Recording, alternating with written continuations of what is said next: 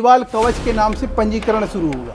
अरे वो अपने कार्यकर्ता, यही तो आप समझ नहीं रहे, यही अपनी बात को आप खुद काट रहे हैं। अब आपने उनको आप गलत ठहराने की कोशिश मुझे करेंगे। अरे कहाँ गलत, ये पहले ही मान कर बैठ गए, इसमें गलत ठहराने की कोशिश करूंगा। लाख 100 रुपए देंगे कहा महाराष्ट्र सरकार ने, महायुति सरकार ने, क्या वहां के किसी मंत्रालय ने या विभाग ने ये कहा नहीं नहीं ये भ्रामक है, ये झूठ है? महेश जी बात कर रहे तो वो आपको नहीं भरमा रहे, वो वोटर को भरमा रहे। हाँ, आप नाराज क्यों होते हैं? नहीं, मैं नाराज नहीं हो रहा हूं। वोटर से 5 फरवरी को होने वाले दिल्ली के विधानसभा चुनाव यदि बीजेपी एक बार फिर से हार जाती है आम आदमी पार्टी से, तो ये बीजेपी के लिए सबसे ज़्यादा शर्मनाक होगा। उसका रीज़न ये है कि 1993 के बाद बीजेपी दिल्ली में अपनी सरकार बना नहीं पाई है।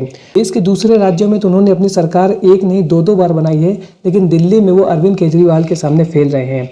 और यही कारण है कि अरविंद केजरीवाल के द्वारा जितनी भी योजनाओं का वादा किया जा रहा है जनता के साथ, उसको बीजेपी काटने में जुटी हुई है। आज के वीडियो में हम देखने वाले हैं जब एंकर संदीप चौधरी ने बीजेपी प्रवक्ता महेश वर्मा से ये पूछा कि आप ये बताइए कि आपकी जहां पर सरकार रही, महाराष्ट्र हो या छत्तीसगढ़ हो, वहां पर जब आप जनता से योजनाओं का वादा करते हैं कि हम चुनाव जीतने के बाद आपको ये फ़ायदे देंगे, तो वो आपके लिए तो ठीक है, आपके लिए वो प्रचार का तरीका है।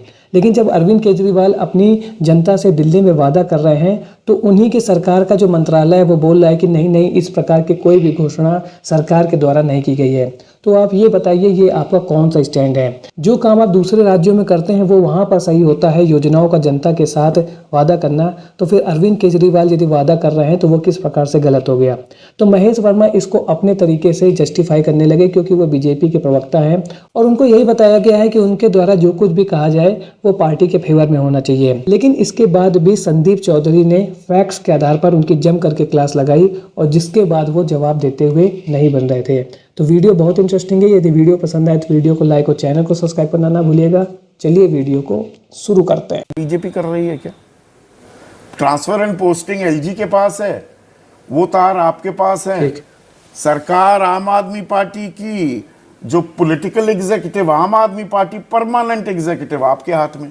खेल यहां हो रहा है। नहीं, ऐसा कुछ नहीं है। अच्छा, ऐसा नहीं। देखिए, मैं फिर आपको बताऊं कि 2023 से भी पहले भी ऑर्डिनेंस जो बना हुआ था उसमें जो एक स्टेटस होता है मुख्यमंत्री का, एक एमओएस का होता है। मिनिस्टर ऑफ स्टेट के नाते एक यूनियन टेरिटरी है, यहाँ के अपने कानून कायदे हैं। इसमें डायरेक्टर से नीचे की जो ट्रांसफर पोस्टिंग पहले भी मुख्यमंत्री करता था, उससे ऊपर का जो होता था वो एलजी का या होम मिनिस्ट्री करता था। तो ये अफवाह और ये अफवाहों का बाजार गर्म करके राजनीति करने का जो एक तरीका ये लोग अख्तियार करते हैं। 2023 तक 8 साल की लंबी कानूनी लड़ाई, हाई कोर्ट से लेकर सुप्रीम कोर्ट में आम आदमी पार्टी को वो अधिकार मिल गए थे। दिल्ली के मुख्यमंत्री के पास वो अधिकार थे और उसको ओवरटर्न करने के लिए आपने संसद का रास्ता अपनाया, अध्यादेश लाए, उसको बाद में बिल के तौर पर पेश करके कानून बनवाया। आज आप अदालती लड़ाई तो हार गई थी। आज किस बात के ऊपर आपने चर्चा शुरू की? हाँ, कि जो आज इन्होंने महिला सम्मान योजना और संजीव योजना, जिसमें आपने बड़ी स्पष्टता के साथ बात कही, और जो अभी अपनी आम आदमी पार्टी के जो मुख्य प्रवक्ता है वो देखिए कितना बड़ा झूठ बोल गई। और ये आपके ही एबीपी के ही न्यूज में आपको पढ़ के बता रहा हूं, जो 14 दिसंबर को आप लोगों ने चलाया है कि मुख्यमंत्री आतिशी ने घोषणा की कि अगले 7 से 10 दिनों में इसका पंजीकरण शुरू होगा और 31 मार्च 2025 से पहले 2 किस्तें सरकारी खजाने से निकाल के, वो तो 1000 रुपए की है ना, वो तो है अधिसूचना। हाँ, वो अधिसूचना आपने अभी क्या कहा कि ये अधिसूचना पंजीकरण के लेकर था, पंजीकरण के निमित्त ये घोषणा की गई। पैसे देने की बात, अगर आप सरकारी खजाने से पैसे निकालोगे तो गैर कानूनी तरीके से तो नहीं निकालोगे ना, जैसे गैर कानूनी तरीके से दारू बेच रहे थे। नहीं, इसमें एक चीज मुझे महेश भाई, जहां मेरी कंफ्यूजन है थोड़ा वो दूर आपके कंफ्यूजन में 1000 रुपए की। देखिए अभी आपने क्या बोला? अरे सुनिए, विजय त्रिवेदी जी भी यही बात सुन रहे थे ना। आप गलत ठहराने की कोशिश मुझे करेंगे। अरे कहां गलत कर लीजिए। ये पहले ही मान कर बैठ गए कि मैं गलत ठहराने की कोशिश करूंगा। लाडकी बहन योजना थी, हाँ ठीक, आपने महतारी योजना की तुलना करी। अरे फिर आपको करेक्ट चाहिए, कहाँ करेक्ट करने लगे? महतारी अलग है, उस पे भी आता हूँ। शांति तो बरती है थोड़ी। बिल्कुल।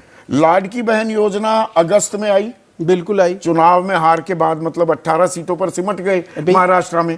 ठीक है ना, 30 सीटें महाविकास आघाड़ी जीत गई थी, आपने 1000 रुपए देने की बात की, चुनाव आए और देने की बात की नहीं, देना शुरू किया। अरे हाँ, आप करेक्ट कर लो। हाँ, अरे रुको तो उछलने लग जाते हैं। ठीक है, क्या हो गया है आजकल? अच्छा चलिए, बीपी बढ़ने लगा है क्या? नहीं, गलत, थोड़ा सा गलत चीजों को रोकना चाहिए। अरे ठीक है, गॉड से रुक जाइए।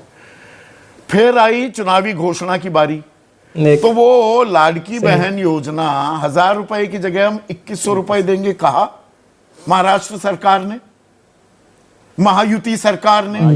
क्या वहां के किसी मंत्रालय ने या विभाग ने ये कहा नहीं नहीं ये भ्रामक है, ये झूठ है, ऐसा कुछ नहीं हो रहा है?